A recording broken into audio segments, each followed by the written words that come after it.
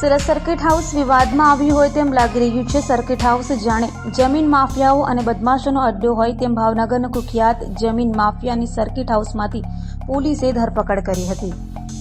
Surat circuit house વિવાદમાં આવ્યું છે। સર્કિટ હાઉસ જમીન માફિયાઓ અને બદમાશોનો અડ્ડો બન્યું હોય તેમ લાગી રહ્યું છે, ત્યારે ભાવનગરનો કુખ્યાત જમીન માફિયા સર્કિટ હાઉસમાં રોકાયો હતો। આરોપી જમીન માફિયા પતુભા ગોહિલ સર્કિટ હાઉસમાં હોય જ્યાંથી પોલીસે તેની ધરપકડ કરી હતી, ત્યારે સુરત સર્કિટ હાઉસના અધિકારીઓ અને કર્મચારીઓ વિવાદમાં જોવા મળ્યા છે।